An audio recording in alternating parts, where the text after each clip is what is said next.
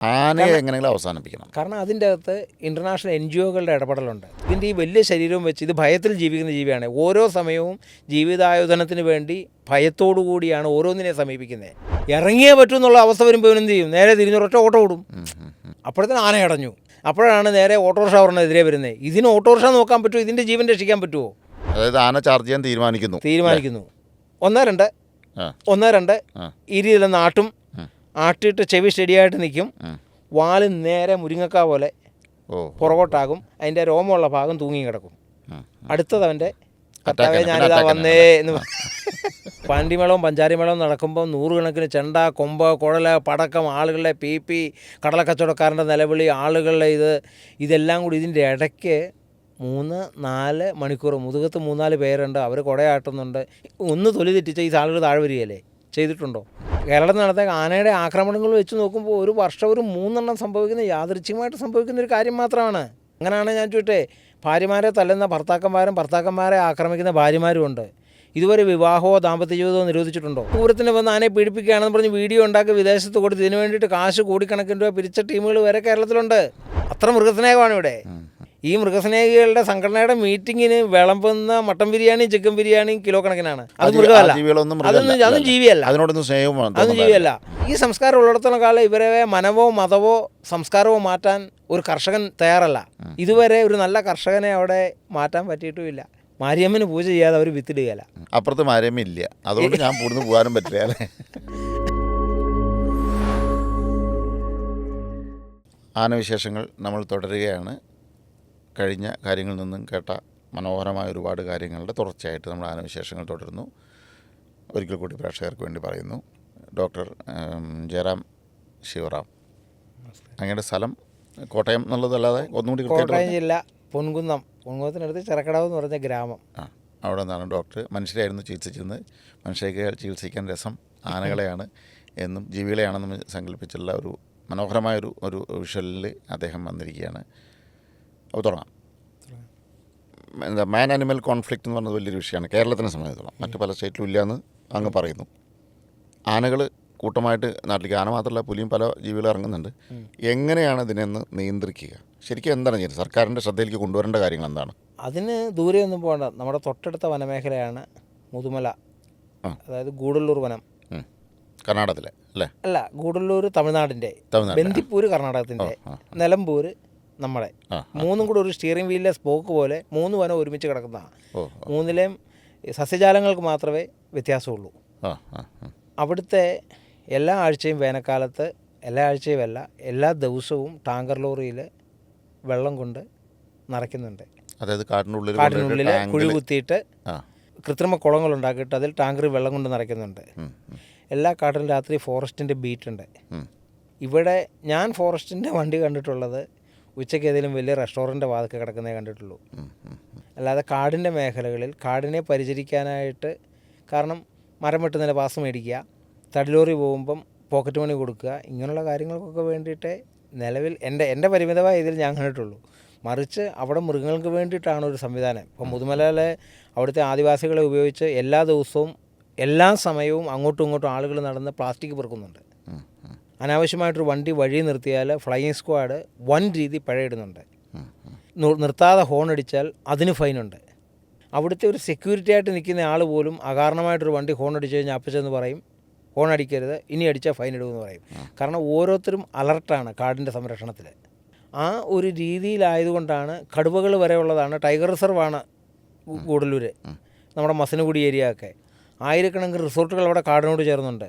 ഇതുവരെ ഒരു റിസോർട്ടിലെ ഗസ്റ്റിനെ ആന ഓടിച്ചെന്നോ കടുവ പിടിച്ചെന്നോ പുലി പിടിച്ചെന്നോ ഒരു ന്യൂസ് കാണിക്കൂ. ഞാൻ 2001 മുതൽ എല്ലാ മാസവും ഒരു 5 ദിവസത്തോളം മുതുമല കാടുകളിൽ ചിലവഴിക്കുന്ന ഒരു വ്യക്തിയാണ്. അതിൻ്റെ അകത്ത് ഫോറസ്റ്റിൻ്റെ ഗസ്റ്റ് ഹൗസിൽ താമസിച്ച് ആനകളെ കാണുകയും മൃഗങ്ങളെ കാണുകയും പിന്നെ ഫോറസ്റ്റിലെ ആളുകളുമായിട്ട്, പരിമിതമായ ആളുകളുമായിട്ട് സൗഹൃദം ഉണ്ടാക്കി എൻ്റെ ആവശ്യങ്ങളെന്ന് പറഞ്ഞാൽ ആനയോട് ഇടപഴകുക, ആനയെപ്പറ്റി അറിയുക. പ്രത്യേകിച്ചും കുങ്കിയാന എന്നുള്ള കൺസെപ്റ്റ് അത് ലോകത്ത് തമിഴ്നാടിന് മാത്രം അവകാശപ്പെടുന്നൊരു കൺസെപ്റ്റാണ്. അതായത് കുങ്കിയാന, അത് ആന മെരുക്കാൻ ഉപയോഗിക്കുന്ന ആന അല്ലേ? അതെ, അതിൻ്റെ കൺസെപ്റ്റ് വലുതാണ്.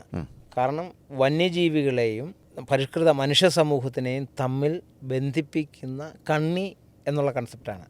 കാട്ടിൽ നിന്ന് അകാരണമായിട്ട് വന്യമൃഗങ്ങൾ വെളിയിലേക്ക് വരുന്നതിനെ തടസ്സം പിടിക്കുക. ഇവർ ബ്ലോക്ക് ചെയ്യും. ഇവർ ബ്ലോക്ക് ചെയ്യും. കുങ്കിയാനകൾ ബ്ലോക്ക് ചെയ്യും. അതുപോലെ ഏതെങ്കിലും വന്നു പെട്ടാൽ അതിനെ സുരക്ഷിതമായിട്ട് ഹാംലെസ് ആയിട്ട് മുറിവുണ്ടാക്കാതെ പരിക്കുണ്ടാക്കാതെ ഉപദ്രവമില്ലാതെ തിരിച്ച് കാട്ടിലേക്ക് തിരിച്ച് കയറ്റി വിടുക. അല്ലേ? കാരണം അവർക്ക് നീളമുള്ളൊരു ചങ്ങല കൊടുത്തിട്ടുണ്ട്, 4.5 മീറ്റർ നീളമുള്ളൊരു ചങ്ങല കൊടുത്തിട്ടുണ്ട്. ആ ചങ്ങല കൊണ്ട് അവർ അത്യാവശ്യം അടിക്കാൻ വരെ പഠിപ്പിച്ചിട്ടുണ്ട്. വീശും ഈ വടി വീശുന്ന പോലെ. നമ്മുടെ കളരിയിലേക്കുള്ള പരിപാടി. അതുപോലെ ഒരു ആനയ്ക്ക് പരിക്ക് പറ്റിയാൽ അത് ഉന്തിത്തള്ളി കൊണ്ടുവരും. അതായത് കാട്ടിലൊരു ആനയ്ക്ക് പരിക്ക് പറ്റിയത് കുങ്കി കണ്ടാൽ അതിനെ സംരക്ഷിക്കാനുള്ള കാര്യങ്ങൾ ചെയ്യാനായിട്ട് അതിനെ ഇങ്ങോട്ട് കൊണ്ടുവരും. അതിനെ ട്രെയിൻ ചെയ്തിട്ടുണ്ട്. അല്ലെങ്കിൽ ഇവിടെ വന്നിട്ട് പറഞ്ഞിട്ട് അവരെ കൊണ്ടുപോകും. അല്ലേ? അപ്പോൾ അങ്ങനൊരു സിസ്റ്റം. ഇത് ആണ് അവിടുത്തെ കാടിനെയും മനുഷ്യനെയും ബാലൻസ് ചെയ്ത് നിർത്തുന്നത്. പിന്നെ അവരാരും പടക്കം പൊട്ടിക്കാൻ പോവുകയില്ല. അവരുടെ ആന വന്നു കഴിഞ്ഞാൽ അവരെ ഭഗവാൻ വന്ന രീതിയിൽ അവരിൽ നിന്ന് ആദ്യം ഉണ്ടാകുന്ന ഒരു നമസ്കാരമാണ്.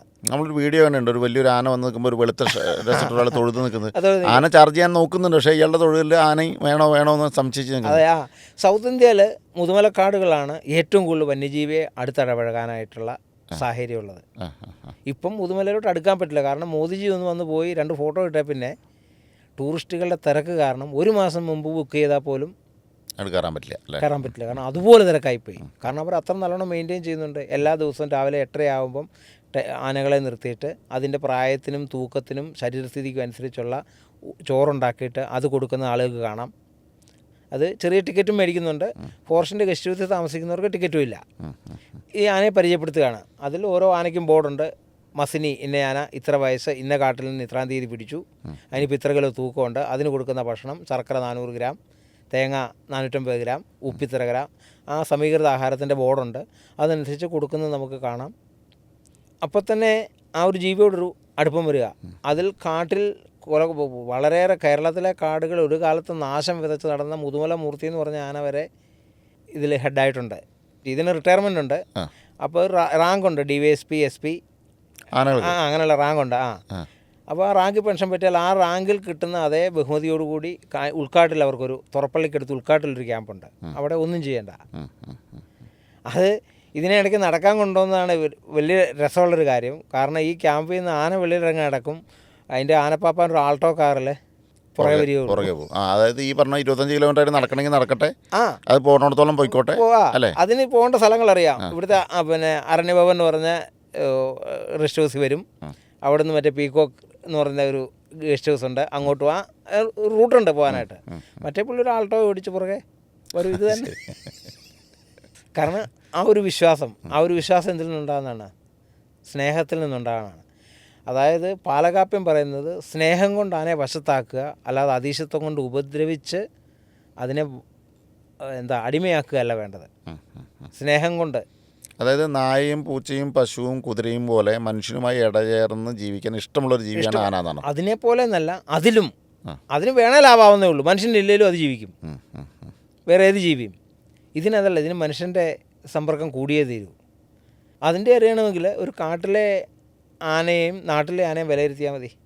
എന്താ കാട്ടിലെ ആനയും നാട്ടിലെ ആനയും തമ്മിലെ വ്യത്യാസങ്ങൾ എന്തൊക്കെയാണ്? ഒരു കാട്ടിലെ ആന 40-45 വയസ്സായാലും മാക്സിമം 1.25 അടി 1.5 അടി കൊമ്പേ ഉൾക്കാട്ടിൽ ജീവിക്കുന്ന ആനയ്ക്കുള്ളൂ. 1.5 അടി എന്ന് പറഞ്ഞാൽ ചെറിയ കൊമ്പ്, വളരെ ചെറിയ കൊമ്പ്. മറ്റേ അരിക്കൊമ്പൻ്റെ ഒക്കെ കൊമ്പ് കണ്ടില്ലേ? അരിക്കൊമ്പൻ അത് കഴിഞ്ഞിട്ടാണ് പോകാം. അരിക്കൊമ്പന് പേര് വരാൻ കാരണം അരി തന്നിട്ടാണെന്നൊരു കഥ കേട്ടു. ശരിയാണത്? അതൊക്കെയാണ് നമ്മുടെ ഭരണ സംവിധാനത്തിലെ തമാശകൾ. നമ്മളൊരു കുഞ്ഞുണ്ടായി കഴിയുമ്പോഴത്തേനും കുഞ്ഞിന് പല്ല് വന്നു കഴിയുമ്പോൾ നമ്മൾ എന്തെന്നാണ് പറയുന്നത്? തേറ്റെന്നല്ലല്ലോ പറയുന്നത്, കുഞ്ഞരിപ്പല്ല് അല്ലേ? കുട്ടിക്ക് തേറ്റ വന്നു പറയാറില്ല, കുഞ്ഞരിപ്പല്ല് വന്നു. അതായത് അതിലൊരു വാത്സല്യമുണ്ട്. എന്ന് പറഞ്ഞ പോലെ 42-44 വയസ്സുള്ള ആനയാണ് ഈ അരിക്കൊമ്പൻ. അവൻ്റെ വലുപ്പം വെച്ച് നോക്കുമ്പോൾ ഇത് അരിക്കൊമ്പ, കുഞ്ഞു കൊമ്പ, ഇത്രയും വണ്ണമേ ഉള്ളൂ. ഒരു കയ്യെ പിടിമുറ്റുന്ന വണ്ണമേ ഉള്ളൂ. നെറ്റിലൊരു പടം കൊണ്ടെടുത്ത് നോക്കിയോ. അപ്പോൾ അത്രയും വലിയ ആനയ്ക്ക് അത്രയും ചെറിയ ആ കുഞ്ഞരിപ്പല്ലുള്ള കുച്ചെന്ന് പറയുന്നത് അരിക്കൊമ്പുള്ള ആന, മുട്ടിക്കൊമ്പുണ്ട്, ചുള്ളിക്കൊമ്പുണ്ട്, തട്ടുകൊമ്പുണ്ട്. അങ്ങനെ പല രീതിയിൽ പല വർണ്ണനകൾ പറയും. അതിൽ ഇത് അരിക്കൊമ്പാണ്. മുട്ടിക്കൊമ്പെന്ന് പറഞ്ഞാൽ ഇങ്ങനെ ഉരുണ്ടിങ്ങനെ നമ്മുടെ വെളുത്തുള്ളിയിൽ വിളിച്ച പോലെയുള്ള കൊമ്പുള്ള ആനയുണ്ട്, അതിന് മുട്ടിക്കൊമ്പെന്ന് പറയും. അപ്പോൾ എന്ന് പറഞ്ഞ പോലെ ആ പല്ലിൻ്റെ അതിൻ്റെ കൊമ്പിൻ്റെ ഒരു വിശേഷണം മാത്രമാണത്. അതിനെ പാവത്തിനെ അരി തിന്നുന്ന മറ്റേ അരിച്ചാക്ക് കൊണ്ട് വെച്ച് കൊടുക്കൽ ഒരുപാട് അരി ഇറക്കലൊക്കെ ഉണ്ടായിട്ടുണ്ടല്ലോ. ഈ സത്യം ബ്രൂയാത് പ്രിയം ബ്രൂയാത് നബ്രൂയാ സത്യം അപ്രിയം എന്നാണ്. ചിലത് നമുക്ക് പറയാൻ പറ്റില്ലാത്ത കാര്യങ്ങളുണ്ട്. അല്ല, അരിക്കൊമ്പൻ്റെ പിന്നിലുള്ളത് മുഴുവൻ അപ്രിയ സത്യങ്ങളാണ്. അപ്രിയ സത്യങ്ങളാണ്. അത് യാതൊരു സംശയമില്ല. പറയാൻ പരിമിതികളുണ്ട്. കാരണം വല്ലാതെ രോഷം കൊള്ളുന്ന മൃഗസ്നേഹികളെ ഏറ്റവും കൂടുതൽ കണ്ടത് ആ കാലത്താണ്. അതെ അതെ. കാരണം ആ അരിക്കൊമ്പനെ ഏത് വിധേന അവസാനിപ്പിക്കണമെന്ന് വാശി പിടിച്ച ഒരുപാട് പേരെ നമ്മൾ കണ്ടു. ഇവരാണോ ജീവിസ്നേഹം കാണിക്കുന്നത് നമുക്ക് അത്ഭുതം തോന്നി. കാരണം അതിനെ പീഡിപ്പിക്കാൻ എല്ലാവരും ഒരുമിച്ച്. ആനയ്ക്ക് 1.5 കിലോമീറ്റർ ദൂരമുള്ള ഗന്ധം വരെ പിടിക്കാൻ പറ്റും. 1.5 കിലോമീറ്റർ ദൂരം. അപ്പം അതിനെ ആകർഷിക്കുന്ന ഗന്ധമുള്ളൊരു വസ്തു എവിടെ ഉണ്ടെങ്കിലും അതിനെ അങ്ങോട്ട് ആകർഷിക്കും. അപ്പോൾ ഇതിനെ ആകർഷിക്കുന്ന ഗന്ധമുള്ള സാധനങ്ങൾ കൊണ്ടുവച്ചിടത്ത് അരിച്ചാക്കും കാണുമായിരുന്നായിരിക്കും. ഇതിന് പാക്കറ്റ് വായിച്ചു നോക്കിയിട്ട് അരി ഏതാണ് ശർക്കര ഏതാണെന്ന് അറിയാൻ പറ്റില്ല. ശർക്കരയാണോ വാഷാണോ അല്ലേ വാറ്റാണോ അവലാണോ അരിയാണോ ഇതൊന്നും അറിയാൻ പറ്റില്ല. അറിയാൻ പറ്റില്ല. എല്ലാ ചാക്കലും കുത്തി നോക്കും. അരിയുള്ള ചാക്ക കുത്തി കഴിയുമ്പോൾ അരി മൊത്തം ഊർന്ന് കാലിയാവും, താഴെ വീഴും. അപ്പോൾ അത് അരി തിന്നാൻ വേണ്ടി വന്നു ആരോപിക്കാൻ കാരണമായി. അല്ലാതെ മറ്റേ സാധനം കൊണ്ടുവച്ചെന്ന് പറയാൻ പറ്റുമോ? ശർക്കര കൂടുതലുള്ള സാധനങ്ങളൊക്കെ വേണ്ട വേറെ കാര്യങ്ങൾക്ക് വേണ്ടി കൊണ്ടുവച്ചതാണ് അല്ലേ. അങ്ങനെ പാവ ആന ചോറ് തന്നെ അണ്ണാക്കി വെച്ച് കൊടുത്താലേ ആന തിന്നുള്ളൂ. ആ കാട്ടിൽ ജീവിക്കുന്ന ആന ഇനി ഒന്ന് തിരിച്ച് അരി പെറുക്കത്തുന്ന അങ്ങേക്ക് തിന്നാൻ പറ്റുമോ? അല്ല, സാധാരണ പക്ഷികളൊക്കെ കുത്തി തിന്നുന്നത് അല്ലാണ്ട് അരി ഒരു ആന അരി തിന്നും. നിങ്ങൾ ഒന്നും അതിൻ്റെ ഒരു കോമൺ സെൻസ് വെച്ചൊന്ന് സങ്കല്പിച്ചേ. അല്ല, ഇപ്പോൾ പറയുമ്പോൾ അതിനെക്കുറിച്ച് ആലോചിക്കണം. നമ്മുടെ യുക്തി എവിടെയൊക്കെ പ്രശ്നം വന്നിട്ടുണ്ട്, അത് ഉറപ്പ്. കാരണം അരിക്കൊമ്പൻ അരി തിന്നുന്നു തന്നെ ഞാൻ ഈ സമയം വരെ വിചാരിച്ചിരുന്നത്. പക്ഷെ അത് മനുഷ്യൻ തിന്നില്ല, പക്ഷികൾ തിന്നുന്നുണ്ട്. നായ തിന്നില്ല, പൂച്ച തിന്നില്ല, ഒന്നും പശു തിന്നില്ല, ഒന്നും തിന്നില്ല. മിനിമം കുതിർത്തിയെങ്കിലും. അതായത് ചില മേഖലകളിൽ നിന്ന് വിശ്വാസയോഗ്യമായിട്ടുള്ള അറിവുകൾ, കാരണം നമുക്ക് ഒരാളുകളിൽ നിന്നല്ല, ഇപ്പോൾ ഡ്രൈവർമാർ തൊട്ട് ഫോറസ്റ്റുകാർ തൊട്ട് ഗ്രാമീണർ തൊട്ട് പല ആളുകളെ നമുക്കൊരു സമൂഹത്തിൽ പരിചയമുണ്ട്. അപ്പം ഇങ്ങനെയുള്ള കാര്യം വരുമ്പോൾ നമ്മളുടെ കുശാഗ്രബുദ്ധി പ്രവർത്തിച്ചിട്ട് നമ്മളിവിടെ പോയി പല അന്വേഷണങ്ങൾ നടത്തും. കാരണം സത്യം അറിയണമല്ലോ. പ്രത്യേകിച്ചും ആന എന്നുള്ള ജീവിയെപ്പറ്റി പഠിക്കുന്നതുകൊണ്ട് തിന്നാറില്ലല്ലോ എന്നൊരു ആലോചന നമ്മുടെ മനസ്സിലുണ്ട്. അത് എന്തിൻ്റെ പേരിൽ എങ്ങനെ തിന്നുന്നു? ഈ സാധനം എടുക്കുന്ന ഇത് മൂക്കിൽ കൂടെ വലിച്ചെടുത്താൽ പറ്റുകയില്ല. കാരണം ഇത്രയും ചെറിയ സാധനമാണ്. മൂക്കിൽ അരി കയറി നമ്മുടെ മൂക്കിൽ തന്നെ അരി പോലത്തെ അവസ്ഥ എന്താണ്? അത് തന്നെ ഇതിൻ്റെ അകത്ത് ഒട്ടിയിരിക്കും. കാരണം ഇതിൻ്റെ അകത്ത് മ്യൂക്കസ് പോലുള്ള ഈ ഇടയ്ക്ക് കണ്ട് ചീറ്റുന്ന ഒരു ദ്രാവകമുണ്ട്, അതിൽ അരി ഒട്ടിയിരിക്കും. ഇതിന് മറ്റേ ബ്രഷ് ഇട്ടിട്ട് ഈ സാധനം കിള്ളിയെടുക്കാനൊന്നും പറ്റിയല്ലോ. ഇത് പിന്നെ എങ്ങനെ തിന്നും? നക്കി തിന്നുമോ? തുമ്പയ്ക്ക് വേണ്ടി വലിക്കാതെ ഇതിനൊരു വസ്തുവും ഉള്ളിലോട്ടിടാൻ പറ്റില്ല. ഒരു തരത്തിലും ആനക്ക് അരി എടുക്കാൻ പറ്റില്ല. അപ്പോൾ ഇങ്ങനൊരു വൃത്തികെട്ട ആരോപണം ഈ നല്ല ജീവിയുടെ പേര് പറയുന്നത് കേട്ടപ്പോൾ സ്വാഭാവികമായിട്ടും നമ്മുടെ കേവല ജിജ്ഞാസ കൊണ്ട് ഈ സ്ഥലത്ത് പോവുകയും 8-10 ദിവസം അവിടെ നിൽക്കുകയും പലതരം ആൾക്കാരുമായിട്ട് ചായക്കടയിൽ പലയിടത്ത്. അപ്പോൾ ഈ ചില ഗ്രാമീണരൊക്കെ തുറന്നടിച്ച് ചില അഭിപ്രായങ്ങളൊക്കെ പറയും. അവരിതിൻ്റെ കോൺസിക്വൻസ് അറിഞ്ഞിട്ടോ അതിൻ്റെ ബോധതലത്തിൽ നിന്നിട്ട് ചിന്തിച്ചിട്ടോ ഒന്നുമല്ല, അവരുടെ നിഷ്കളങ്കത കൊണ്ട് വരുന്ന കാര്യം. പക്ഷെ നമുക്കത് ആയുധമാണ്. അങ്ങനെ അറിഞ്ഞതിൽ നിന്ന് കിട്ടിയൊരു അറിവ് എന്താണെന്ന് വെച്ചാൽ, അവിടെ പല കുടിയേറ്റക്കാരും പലരും ചില ഉന്നത മൂല്യമുള്ള കേരളത്തിൽ ഏറ്റവും ആവശ്യമുള്ള ചില ഔഷധങ്ങൾ നിർമ്മിക്കുന്നുണ്ട്. ഔഷധം എന്നുള്ള പേരിൽ അല്ല, ഔഷധം എന്ന് പറഞ്ഞാൽ മതി. കേരളത്തിനെ നിലനിർത്തുന്ന ഔഷധം. അതെ, കേരളം അതിലാണ് നിലനിൽക്കുന്ന ആ ഔഷധം. അപ്പോൾ ഇതിൻ്റെ നിർമ്മാണത്തിന് ഏറ്റവും കൂടുതൽ വേണ്ടത് ചില പഴങ്ങൾ, കൈതച്ചക്ക, അതുപോലെ കടയിരുന്ന് കേടായിപ്പോയ വാഴപ്പഴം. കാരണം ഏറ്റവും അലിഞ്ഞു വന്ന് ചുരുങ്ങിയ വിലയ്ക്ക് കിട്ടുന്ന പഴങ്ങൾ, അത് ഈ പഴക്കടയിൽ നിന്ന് ബൾക്കായിട്ട് കിട്ടും. അതായത് വിൽക്കാനുള്ള അഴക് നഷ്ടപ്പെട്ട പഴങ്ങൾ, ഇതിൻ്റെ കൂട്ടം.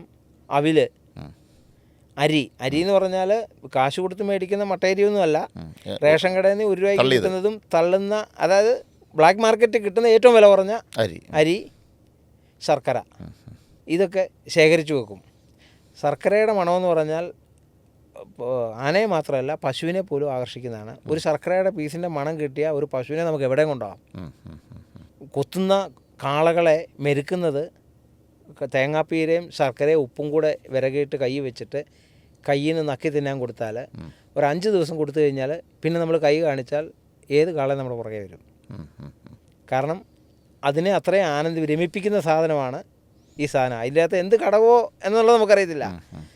എന്ന് പറഞ്ഞാൽ നമ്മൾ ആനയ്ക്ക് ചെറുപ്പത്തിൽ തൊട്ടേ കൊടുക്കുന്നത്, ഗണപതിക്ക് നമ്മൾ ഹോമത്തിന് വെക്കുന്നത് എന്താണ്? ശർക്കരയും പഴവും അവിലും ആണ്. അപ്പം ഒരാൾക്ക്, നമുക്കൊരു ഗസ്റ്റ് വന്നു കഴിഞ്ഞാൽ നമുക്ക് എത്രത്തോളം പ്രാധാന്യമുള്ളൊരു ഗസ്റ്റാണെന്ന് വെച്ചാൽ ആ ഗസ്റ്റിന് ഇഷ്ടപ്പെടുന്ന ഏറ്റവും ഉത്കൃഷ്ടമായ സാധനം നമുക്ക് കൊടുക്കാൻ പറ്റിയതാണ് നമ്മൾ അവരെ സൽക്കരിക്കുന്നത്, അല്ലേ? എന്ന് പറഞ്ഞ പോലെ ആനയാകുന്ന ഗണപതിക്ക് ഏറ്റവും ഇഷ്ടമുള്ള ഭോജ്യത്തിനെയാണ് നമ്മൾ മോദകം, എല്ലാം മധുരം ശർക്കര ബേസിലാണ്. ശർക്കരയുണ്ട, തേങ്ങാപ്പൂള്, ഈ സാധനങ്ങൾ വെച്ചിട്ടാണ് ഗണപതിയെ സ്തുതിക്കുന്നത്, അല്ലേ? ശർക്കര അവിലൊക്കെ കാട്ടിൽ എത്ര ഉള്ളിൽ കൊണ്ടുവച്ചാലും ഈ ഗണപതി അവിടെ വരും. കാരണം അതിനെ എല്ലാ ചാക്കിലും ആകർഷിക്കുന്ന എന്തോ ഘടകം അതിലുണ്ട്. എല്ലാ ചാക്കിലും കുത്തി നോക്കും, അരിയാണെങ്കിൽ അരി അപ്പം എന്നുവെച്ചാൽ ചാക്കടുക്കി വെച്ചേക്കുന്നില്ല, ചേട്ടാ ഏതിലാണ് ശർക്കര എന്ന് ചോദിച്ചിട്ട് ഇതിന് വന്ന് കുത്താൻ പറ്റുകയില്ല. അടച്ചിട്ടേക്കുന്ന ഷെഡ് ആകുമ്പം ഇത് തുറന്ന താക്കോലുണ്ടോയെന്ന് ഇതിന് ചവിട്ടിയിടി തപ്പി നോക്കാനും പറ്റുകയില്ല. പുള്ളി വന്നൊരു തട്ട് തട്ടി സാധനം മറിഞ്ഞു വീണു. ചാക്ക് ഏതിലാണെന്ന് കുത്തി നോക്കും. അരിയുടെ ചാക്കി കുത്തിയിട്ട് കൊമ്പ് ഊരി കഴിയുമ്പോൾ എന്ത് ചെയ്യും? ഇതിൻ്റെ അകത്ത് അരി മുഴുവൻ മേളിലത്തെ വെയിറ്റ് കൊണ്ട് ഊർന്നു പോകും. അതിന് കുത്തേണ്ട ചാക്ക് കിട്ടിക്കഴിയുമ്പോൾ അത് വലിച്ചിട്ട് തിന്നും. അതല്ലേ വാഷിൻ്റെ മണം വന്നു കഴിഞ്ഞാൽ ഇത് കുടിക്കും. ഒരു ദിവസം കുടിച്ചതിൻ്റെ ആ ഒരു സുഖം അറിഞ്ഞു കഴിഞ്ഞാൽ, കാരണം ആ സുഖം ഉള്ളതുകൊണ്ടാണല്ലോ ഇത്രയും വില കൂടിയിട്ട് ഒരു പ്രതിഷേധവും ഇല്ലാതെ മലയാളി ക്യൂ നിൽക്കുന്നത്. ഒരു പരിഷ്കൃത സമൂഹത്തിനെ ഇത്രയും പിന്നിൽ നടത്താൻ പറ്റുന്ന ഒരു വസ്തുവിന് ഒരു കാട്ടുമൃഗത്തിനെ തീർച്ചയായിട്ടും പറ്റിയല്ലേ. അപ്പം അത് ശല്യമായി തുടങ്ങിയപ്പം അതിനെ മറ്റൊരു അതിനെ ഇവിടുന്ന് കൊന്നുകളഞ്ഞേ പറ്റുള്ളൂ. ആ കൊന്നുകളയൽ ഇന്നത്തെ സോഷ്യൽ മീഡിയയുടെ ഇടപെടലും ആളുകളുടെ ഇടപെടലും കൊണ്ട് ഇത് പറ്റാതെ വന്നു പോയി. കൊല്ലാനാണ് താല്പര്യം തീർച്ചയായിട്ടും, കാരണം പിന്നെ അതിൻ്റെ ശല്യമില്ലല്ലോ. ആ താല്പര്യത്തിൽ നിന്ന് പിന്മാറേണ്ടി വന്നതിൻ്റെ വലിയൊരു വ്യഥയിലാണ് ഇതിനെ കൊണ്ട് വേറെടുത്ത് വിട്ടു. അതിൻ്റെ അമ്മയെ സംസ്കരിച്ചിടത്ത് വരാറുണ്ടെന്നും ഇതെല്ലാം കാരണം അദാനയുടെ വിശേഷ ബുദ്ധിയുടെ പ്രത്യേകതകളാണ്. പക്ഷേ ഇവിടുത്തെ ഒരു പ്രത്യേക തരം ജന്തുശാസ്ത്രജ്ഞന്മാരുണ്ട്. അവരും സോഷ്യൽ മീഡിയയിൽ വളരെ എന്താ പറയുക, നാടൻ ഭാഷയിൽ പറഞ്ഞാൽ വിളയാടി നടക്കുന്ന ആൾക്കാരാണ്.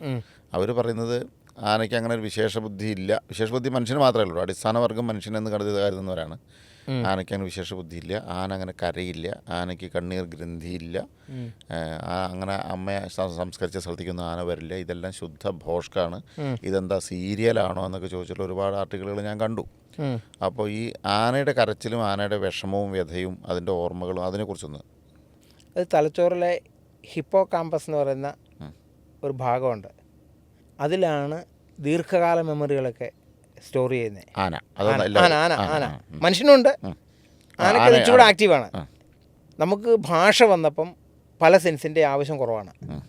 നമുക്ക് കമ്മ്യൂണിക്കേറ്റ് ചെയ്യാനുള്ള ഭാഷ വന്നപ്പം അവരുടെ ഭാഷ ഗന്ധം, സ്പർശം, ദർശനം, ഘ്രാണം ഇതൊക്കെയാണ്.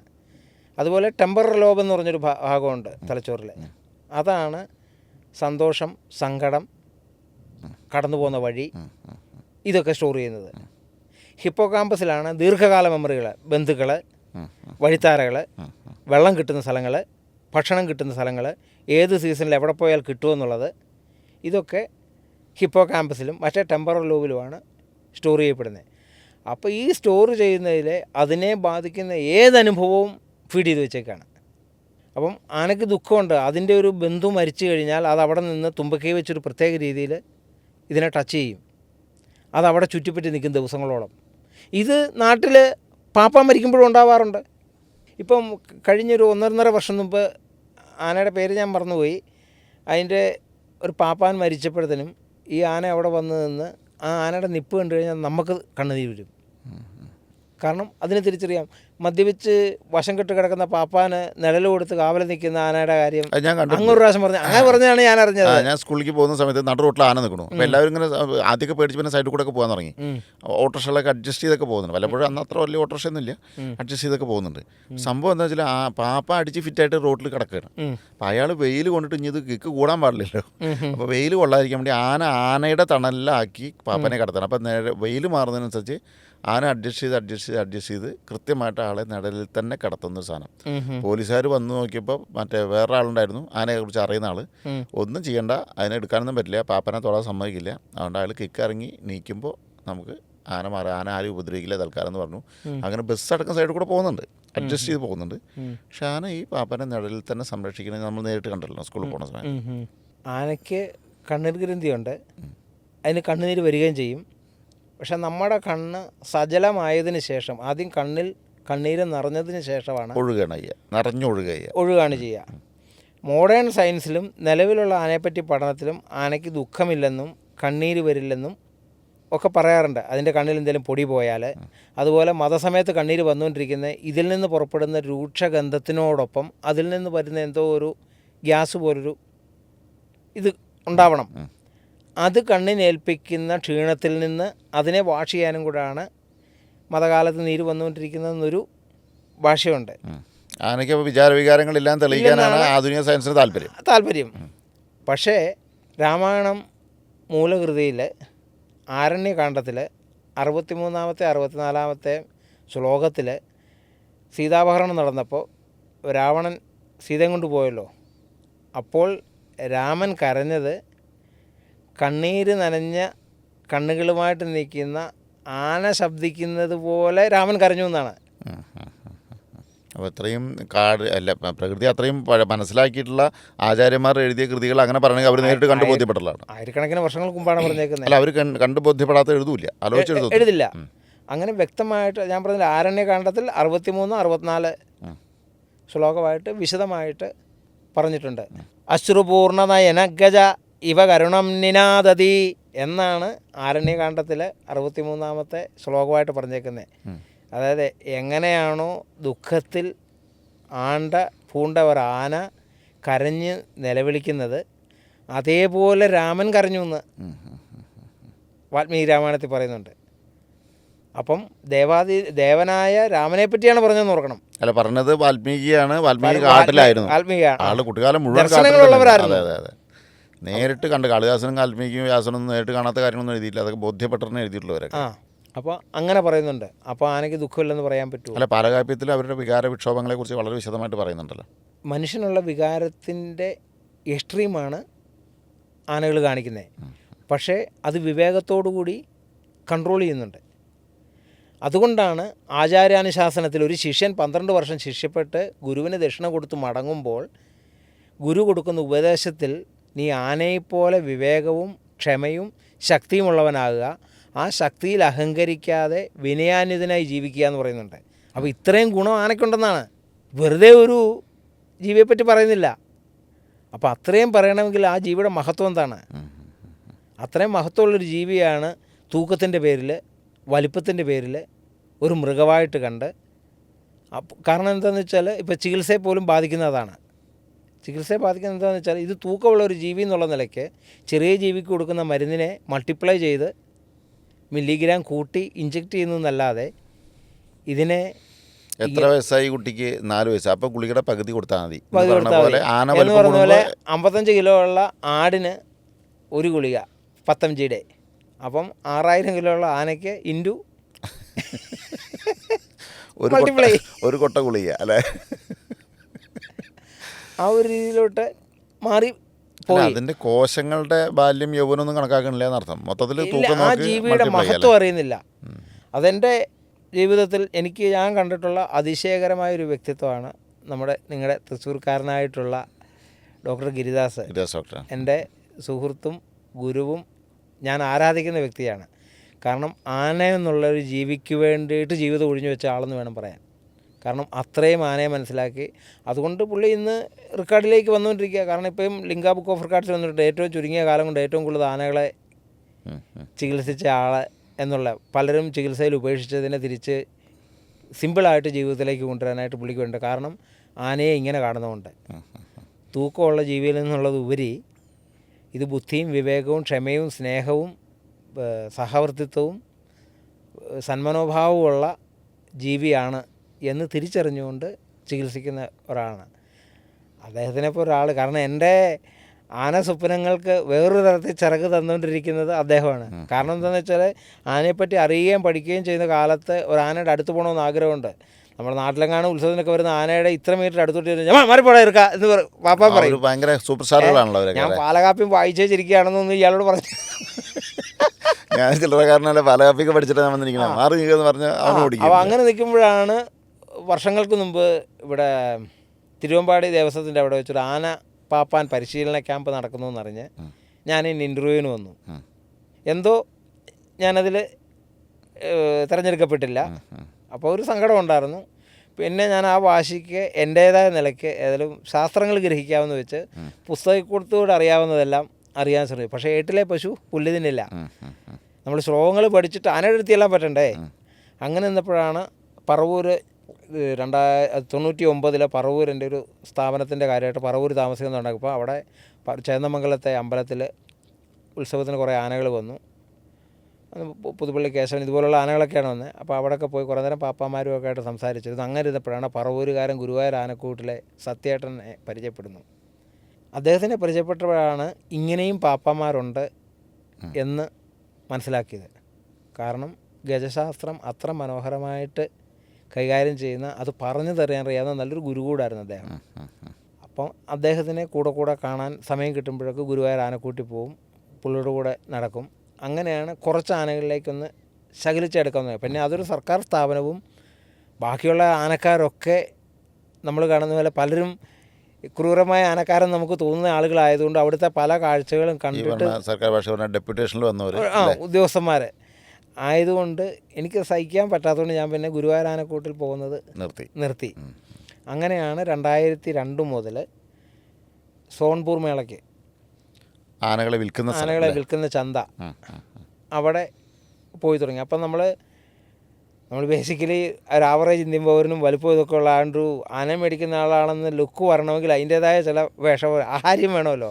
കണ്ടവൻ ആന വാങ്ങാൻ സാധ്യതയില്ല അല്ലേ, ആ ഒരു രീതിയിലുള്ള ലുക്കും വേഷമൊക്കെ ആയിട്ട് സോൺപൂർ മേളയ്ക്ക്. കാരണം ആദ്യത്തെ മേളയ്ക്ക് പോയപ്പം നമ്മളെ അടുപ്പിച്ചില്ല, കാരണം കണ്ടാറൊരു ആനപ്പാപ്പാൻ്റെ ലുക്ക് പോലും ഇല്ലാത്തതുകൊണ്ട്. അപ്പോൾ രണ്ടാമത് ഞാൻ അതിന് വേണ്ടിയിട്ട് കരുതി സർവാഭരണ വിഭൂഷിതനായിട്ട് മറ്റേ വലിയ സ്വർണ്ണചേന കിട്ടും മൊത്തത്തിൽ ആന വാങ്ങാനുള്ള ആളാണെന്ന് ആ ഒരു ഫിസിക്ക് നമ്മൾ പഠിച്ചു. കാരണം വേറെ ആളുകൾ കേരളത്തിൽ നിന്ന് ആന വാങ്ങാൻ പോകുന്നവരവിടെ പെരുമാറുന്നത് ഞാൻ കണ്ടു. അത് നോക്കി പഠിച്ചിട്ട് രണ്ടാമത്തെ ഇത് പോയപ്പോൾ ഏറെക്കുറെ 36 ആനകളോളം അവിടെ വിൽക്കാനുണ്ട് സോൺപൂർ മേളയിൽ.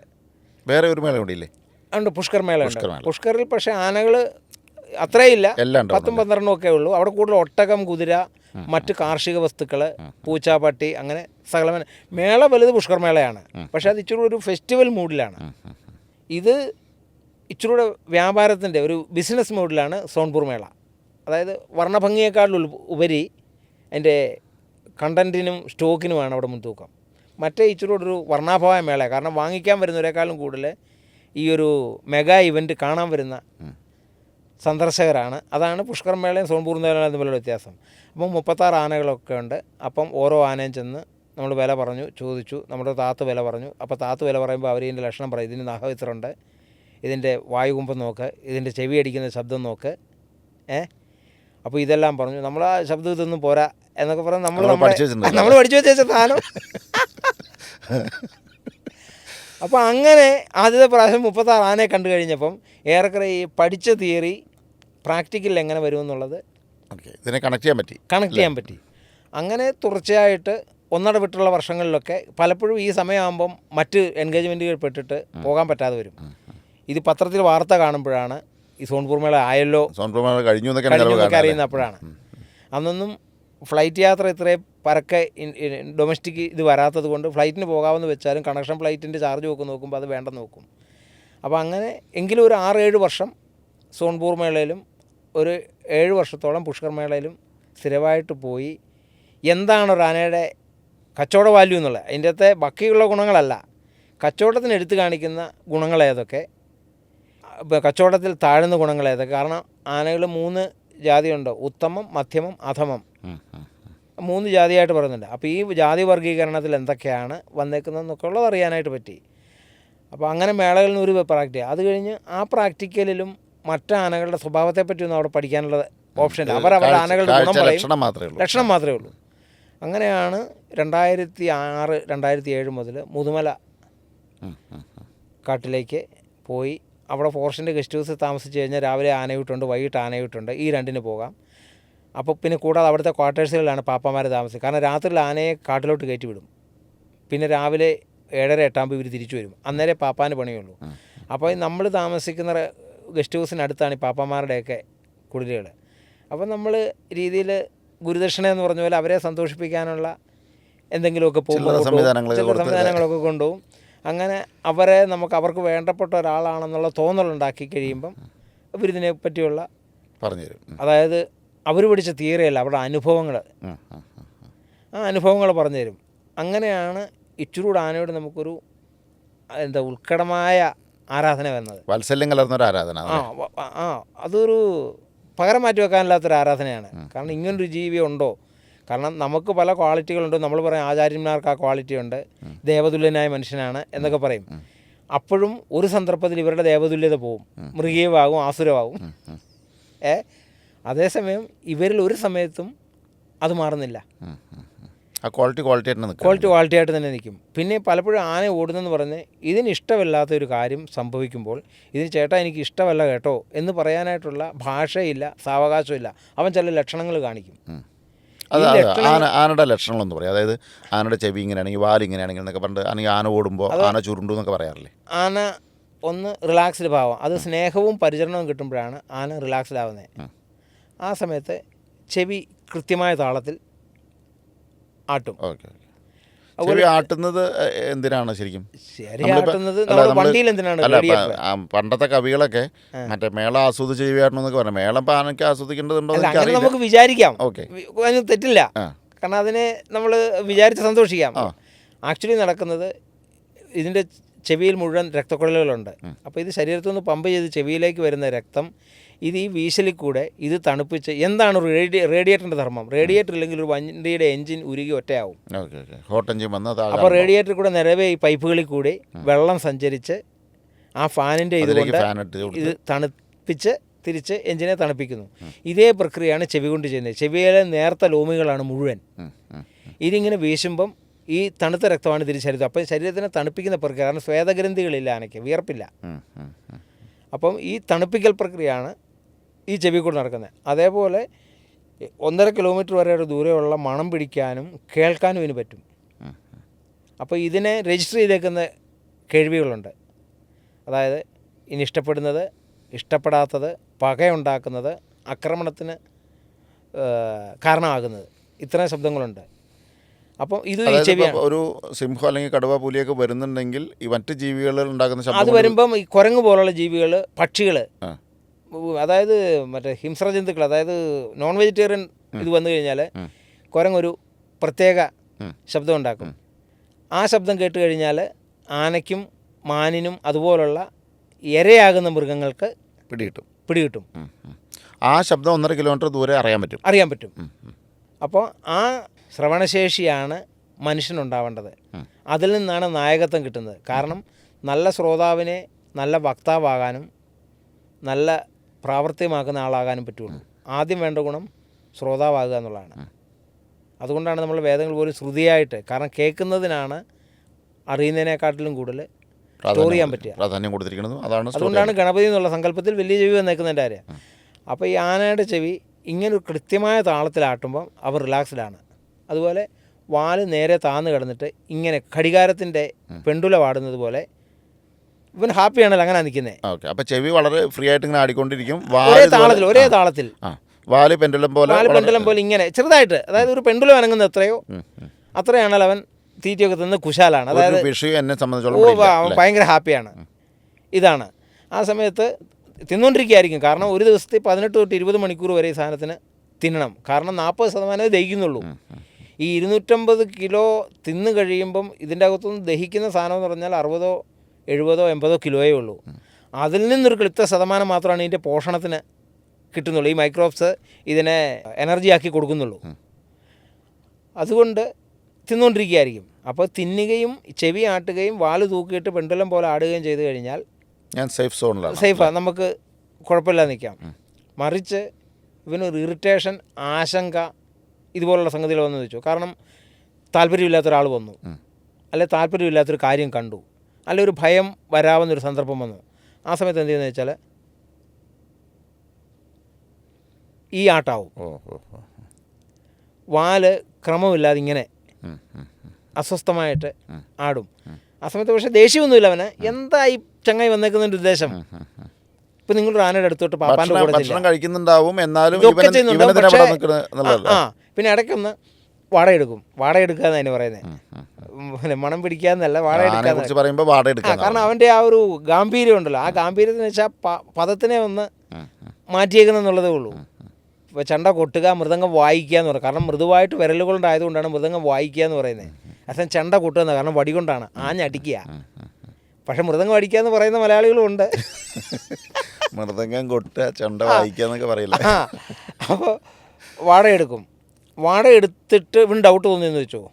കാരണം സ്ഥിരമായിട്ട് മൃഗങ്ങളെ ഉപദ്രവിക്കുന്നവരെ, കശാപ്പുകാരെ, ഇങ്ങനെയൊക്കെയുള്ള ആൾക്കാരെ ഈ പശു, ആട്, ആന ഇതുപോലുള്ള ആളുകൾക്ക് പെട്ടെന്ന് തിരിച്ചറിയാൻ പറ്റും.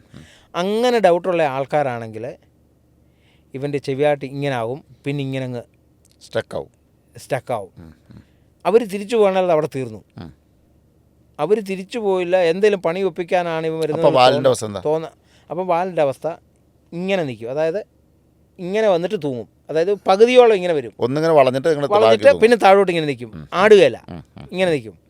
അത് കഴിഞ്ഞ് ഇവനിൽ ഭയമാണ് ഉണ്ടാകുന്നതെന്ന് വെച്ചോ, ഭയമാണ് ഉണ്ടാകുന്നത്, ചെവി പുറകോട്ട് പറ്റി ചേർത്ത് വെക്കും.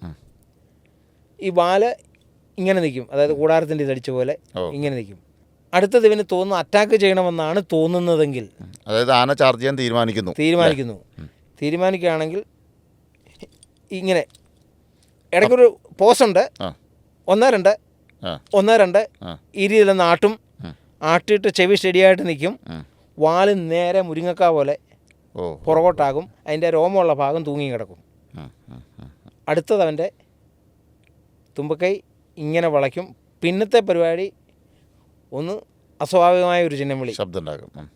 അടുത്തത് പിന്നെ ശരീരം ഒന്ന് ചുരുങ്ങും. അതാണ് ആന ചുരുണ്ടു എന്ന് പറഞ്ഞത്. കാരണം ഇത് കുതിപ്പിന് വേണ്ടിയിട്ടുള്ള ഒരു ആക്ഷനാണത്. പിന്നെ നമ്മൾ ഞാനിതാ വന്നേ എന്ന് പിന്നെ നേരെ അവസാന ശ്ലോകമൊക്കെ ചൊല്ലാം അല്ലേ. അപ്പോൾ ഇതാണ് ആനയുടെ പ്രതികരണം. അപ്പം പിന്നെ ഒരാന, ഇപ്പം ഞാൻ പറയാം, ഒരു ആനപ്പാപ്പാൻ ഒരാനയെ കൊണ്ടുവിടുന്ന 5 വർഷം.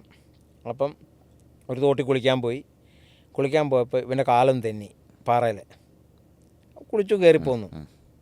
പിന്നെ ഇവൻ ജന്മം ചെയ്താൽ ഈ തോട്ടിൽ പോവുകയില്ല, വീഴുമെന്നുള്ള. ഇപ്പം പ്രായമായ അമ്മച്ചിമാർക്ക് ഒരു പ്രാവശ്യം വീണ് കഴിഞ്ഞാൽ പിന്നെ കട്ടിലെന്ന് ഇറങ്ങാൻ പേടിയാണ്, എന്നറിയോ, വീണ് പോകുമെന്നുള്ള ഭയമുണ്ട്. ഈ ഭയം ഇതിന് കൂടുതലാണ്, കാരണം ഇതിൻ്റെ ഈ വലിയ ശരീരവും വെച്ച് ഇത് ഭയത്തിൽ ജീവിക്കുന്ന ജീവിയാണ്. ഓരോ സമയവും ജീവിതായോധനത്തിന് വേണ്ടി ഭയത്തോടു കൂടിയാണ് ഓരോന്നിനെ സമീപിക്കുന്നത്. എവിടെ ശത്രുവുണ്ട്, ഈ അലർട്ടാണ് അവൻ. അതായത് പണം പാത്തു വെച്ചേക്കുന്ന ലോക്കറിൽ എത്ര പൂട്ടിട്ടാലും ഇവൻ രാത്രി ക്യാമറയും വെച്ച് ഉണർന്നിരിക്കുന്നത് പോലെ ഇവൻ്റെ ജീവിതമാകുന്ന ധനത്തിനെ, ഇവൻ്റെ ശരീരമാകുന്ന ധനത്തിനെ ഉപദ്രവത്തിൽ നിന്ന് രക്ഷിക്കാൻ വേണ്ടിയിട്ട് ഓരോ സമയവും മണവും ചെവിയും. അതുകൊണ്ടാണ് കടന്നു പോലും ഉറങ്ങാത്തത്. കാരണം അതിജീവിതത്തിന് വേണ്ടിയിട്ട് ഓടാനോ ആക്രമിക്കാനോ തയ്യാറായിട്ട് നിൽക്കുകയാണ്. ആ നിൽപ്പിലാണ് ഉറങ്ങുന്നത്. നിൽക്കുന്നത് എങ്ങനെയാണെന്ന് വെച്ചാൽ ഇതിൻ്റെ നമ്മൾ കുറച്ച് മുഴുവനാക്കാത്തൊരു ഭാഗമാണ്. അതിന് കാല് ലോക്കാവും, മറ്റേ വണ്ടിയിൽ പോകുമ്പോൾ പറഞ്ഞില്ലേ, കാല് ലോക്ക് ചെയ്യും, അത്രമാത്രം മസിലുകൾ വർക്ക് ചെയ്യണമെന്ന് പറഞ്ഞു.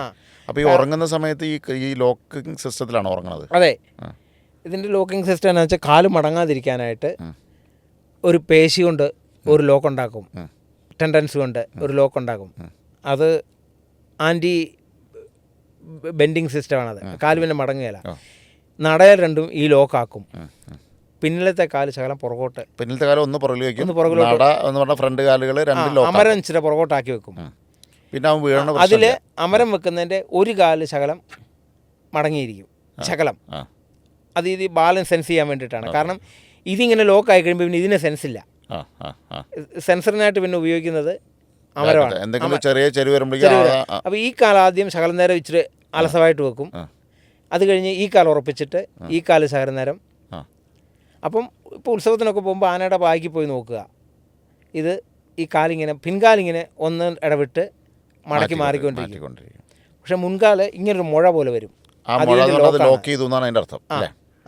ഇങ്ങനെയാണ് ആന ഉറങ്ങുന്നത്. അത് 3 മണിക്കൂർ തൊട്ട് 4 മണിക്കൂർ വരെ ഉറങ്ങും. അത് വളരെ ശാന്തമായിട്ടൊരു സ്ഥലത്ത് നിൽക്കുകയാണെങ്കിൽ ആനയ്ക്ക് അങ്ങനെ ഉറങ്ങാൻ പറ്റുള്ളൂ. അപ്പോൾ സുരക്ഷിത ബോധം വേണം. വണ്ടിയിൽ നമ്മൾ 15 കിലോമീറ്റർ ലോറിയിൽ കൊണ്ടുപോകുമ്പോൾ ഉറങ്ങാൻ പറ്റില്ല. കാരണം വെച്ചാൽ ഈ ആട്ടത്തിനെ കൂടി നിയന്ത്രിക്കേണ്ടതുള്ളതുകൊണ്ട്. പിന്നെ അത് ഒരു ലോറി വളവ് നമ്മളൊരു ബസ്സേ കയറി പിടിക്കാൻ നിന്നാലത്തെ അവസ്ഥ എന്താ? അപ്പോൾ ഇതിലും വലിയ അവസ്ഥയാണ് ആനയ്ക്ക്. കാരണം ഇത്രയും വലിയ ശരീരവും കൂടാണ്. അതായത് പിന്നെ അത് പരിചയിക്കാത്ത ജീവിയാണ്. അല്ല, സ്വാഭാവികമായിട്ട് സഞ്ചരിക്കുമ്പോൾ കിട്ടുന്ന വ്യായാമം കിട്ടുന്നില്ല, അതിലൂടെ ഇരണ്ടകെട്ട് വരുന്നു. അതുപോലെ 40,000 പേശികളും ബ്രെയിനും ഈ നിൽക്കുന്ന അത്രയും സമയം ഓരോ സെക്കൻഡിലും ആയിരക്കണക്കിന് മെസ്സേജ് പോയിക്കൊണ്ടിരിക്കുക. അല്ല, ഞാൻ പലപ്പോഴും ആലോചിച്ചു, തുമ്പിക്കൈ നിന്ന് മുകളിലേക്ക് പൊക്കി കഴിഞ്ഞാൽ ഇലക്ട്രിക് ലൈനെ മുട്ടും. പക്ഷെ അത് ചെയ്യുന്നില്ല. ചെയ്യുന്നില്ല. ഒരു ബ്രേക്കിങ്ങിൽ മുന്നോട്ട് പോകാൻ നിൽക്കണ്ടേ? ലോഡ് താങ്ങാൻ പറ്റില്ല. വളവ് തിരിയുമ്പോൾ ലോറി മറിയാം. അപ്പോൾ എന്താ വെച്ചാൽ ബോഡിയിലോട്ട് പാലം വരാതെ കംപ്ലീറ്റ് കാലെ കൊടുത്തിട്ടാണ് നിൽക്കുന്നത്. ആ കാലെ കൊടുത്തിട്ട് നിൽക്കുമ്പോൾ തന്നെ വണ്ടി നിൽക്കുകയല്ല, വണ്ടി ഓടുക. ഈ വളവ് തിരിയുന്നതനുസരിച്ച് ഇങ്ങോട്ട് വളവ് തിരിയുമ്പോൾ ഈ വശത്തെ 2 കാലെ വെയിറ്റ് കൊടുക്കും, ഇത് ഫ്രീ ആക്കും. ഇങ്ങോട്ട് തിരിയുമ്പോൾ ഈ കാലെ വെയിറ്റ് കൊടുക്കും, ഇത് ഫ്രീ ആക്കും. ഈ പ്രക്രിയ പിന്നെ കേരളത്തിലെ റോഡും കേരളത്തിലെ റോഡും കേരളത്തിലെ ഡ്രൈവറും. അപ്പോൾ ഇതിൻ്റെ ബ്രെയിനും പേശികളും സകലമാന സിസ്റ്റമും 10 ഇരട്ടി വർക്ക് ചെയ്യുകയാണ്. അതോടുകൂടി ഇത് ടെൻസ്ഡ് ആവും. എന്നിട്ട് പിന്നെ ഇറങ്ങിയതിന് ശേഷം കിടന്നുറങ്ങടാ കുറേ നേരം യാത്ര പറഞ്ഞ് തല്ലി കടത്തും. അത് പിന്നെ ജസ്റ്റ് കിടക്കുമെന്ന് മാത്രം. അപ്പോൾ ഉറങ്ങണില്ല. അതും അരമണിക്കൂറൊക്കെ ഉള്ളു. അത് കഴിഞ്ഞ് നേരെ കുളിപ്പിച്ചിട്ട് ഇവിടത്തുനിന്ന് എഴുന്നേൽപ്പോൾ തിരുവനന്തപുരത്തെ എഴുത്ത് കളിച്ച് കഴിഞ്ഞാൽ രാവിലെ വടക്കന്തറ പാലക്കാടാണ് പിറ്റേ ദിവസം രാവിലത്തെ ശിവേലി. രാത്രി മുഴുവൻ ഇത് ലോറിയിൽ നിന്ന് അവിടെ കൊണ്ട് ഇറക്കിയിട്ട് കിടത്തും. ഒരു ഇല എടുത്തതിൻ്റെ മുതുകത്തെ പൊടിയൊക്കെ തരും. കാരണം കുളിപ്പിക്കാനൊന്നും ഞാൻ കിട്ടില്ല. അത് തന്നെയല്ല, വെള്ളം നനയ്ക്കുകയില്ല. കാരണം ആനയെ വെള്ളം നനച്ച് കഴിഞ്ഞാൽ ഇവന് സുഖം കൂടും. സുഖം കൂടിക്കഴിയുമ്പോൾ പെട്ടെന്ന് മതം വരും. അപ്പം വാട്ടുക എന്ന് പറയുന്നൊരു പരിപാടിയുണ്ട്. കാരണം കേരളത്തിലെ മതകാലവും കേരളത്തിലെ ഉത്സവകാലവും ഒന്നാണ്. നമുക്ക് നവംബർ ടു മെയ് ആണ് ഉത്സവകാലം. ആനയ്ക്ക് ഒക്ടോബർ ടു ഫെബ്രുവരി മാർച്ചാണ് മതകാലം. മതകാലം എന്ന് പറഞ്ഞാൽ 90 ദിവസം ക്ലീനായിട്ട് പോയി. ഈ 90 ദിവസം കഴിഞ്ഞ് ചങ്ങലയൊക്കെ പൊട്ടിച്ച് കാല വ്രണമൊക്കെ ഉണ്ടായാൽ പിന്നെ ഒരു 3 മാസം കൂടെ പോവും. അപ്പോൾ ആ കച്ചവടം കിട്ടാൻ വേണ്ടിയിട്ട് ഇതിനെ വാട്ടും. കാരണം പാട്ടത്തിനടുത്ത് ആനയെ കൊണ്ടുപോകുന്നവരാണ് കൂടുതൽ. കാരണം നിങ്ങളൊരു ആന ഉടമസ്ഥനാണെങ്കിൽ നിങ്ങളോട് ആണ്ടിന് ഒരു 50 ലക്ഷം രൂപ എന്നോ 75 ലക്ഷം രൂപ എന്നോ പറഞ്ഞ് ഞാൻ ഈ ആനയെ പൈസ തന്ന് പാട്ടത്തിന് കൊണ്ടുപോവാണ്. ഞാൻ ഈ 3-4 മാസത്തെ ഉത്സവത്തിന് കൊണ്ടുപോയിട്ട് വേണം എനിക്ക് ഈ കാശ്, ആനപ്പാപ്പാൻ്റെ ശമ്പളം, തീറ്റിയുടെ കാശ്, ടാക്സ്, ലാഭം ഒക്കെ ഉണ്ടാക്കാൻ. അപ്പോൾ അത് മാക്സിമം ഇത്ര എഴുന്നള്ളത്ത് കിട്ടിയാലേ പിടിച്ചിരിക്കാൻ പറ്റുള്ളൂ. കൊടുത്ത കാശിന് പിടിച്ചിരിക്കാൻ പറ്റുള്ളൂ. അപ്പോൾ അതവർ മാക്സിമം മുതലാക്കാൻ നോക്കും. പക്ഷേ അതോടൊപ്പം തീറ്റിയൊക്കെ നല്ലോണം കൊടുക്കുന്നുണ്ട്. വേറൊരു കാര്യമുണ്ട്, ആനയെ പേടിപ്പിക്കുന്നു പറയുന്നത്. ആനയെപ്പോലെ രാജാവിനെപ്പോലെ സംരക്ഷിക്കപ്പെടുന്നൊരു ജീവി ഏതുണ്ട്? കുളിപ്പിക്കാൻ ഒരാൾ, സ്നേഹിക്കാനും തലോടാനും കൊണ്ടുനടക്കാൻ ഒരാൾ, തീറ്റി ഉണ്ടാക്കി കൊടുക്കാൻ ഒരാൾ, ഇത്രയും പരിവാരങ്ങളുടെ സംരക്ഷണയിൽ ഇവൻ ഗജരാജനാണ്. ഇവൻ പരിചരിക്കപ്പെടുകയാണ്. കാട്ടിൽ ഇവൻ ആരെങ്കിലും എന്തെങ്കിലും ചെയ്തു കൊടുക്കാനുണ്ടോ? ഈ പാപ്പാനൊഴിച്ച് വേറൊരാൾ ഇവനെ ഉപദ്രവിക്കൂല. ഇല്ല. പാപ്പാൻ്റെ ശല്യമാണ് വലിയ ശല്യം എന്ന് പറയാനുള്ളൂ. കാട്ടിൽ 100 കണക്കിന് ശല്യങ്ങളുണ്ട്. ഈ പാപ്പാനൊരു ശല്യം ആവാതിരിക്കാൻ വെച്ചാൽ ഞാനൊരിക്കൽ വടക്കാഞ്ചേരി ഭാഗത്തൊരു ആനപ്പാപ്പാൻ വെറുതെ പാപ്പാൻ ആനയെ തല്ലിട്ടുണ്ട്. ഒരു ബുദ്ധിമുട്ടിലാണ് നിൽക്കുന്നത്. ഞാൻ എന്നിട്ട് അയാളത്ത് പോയി ചൂടായി. ഞാൻ എന്ത് തോന്നിയ സ്വരം കാണിക്കുന്നത്, അത് എന്താ ചെയ്തിട്ട് അപ്പം തല്ലി ചോദിച്ചു. ഇത്രയും വലിയ ജീവി എങ്ങനെയൊക്കെ തന്നെ കൊണ്ടുനടക്കാൻ പറ്റും, നീ എന്നെ പഠിപ്പിക്കണ്ട, ഞാനാ പാപ്പാൻ എന്ന് പറഞ്ഞു. ആൾക്കാരൊന്നും പ്രതികരിച്ചില്ല. ഞാൻ ഒറ്റയ്ക്കായി ആളുടെ മുമ്പിൽ. എന്നല്ലാണ്ട് അവന് ഞാൻ പറഞ്ഞതിൻ്റെ പേരിൽ 2 തല്ലും കൂടി കൂടുതൽ തല്ലുമെന്ന് എനിക്ക് സങ്കടമായി.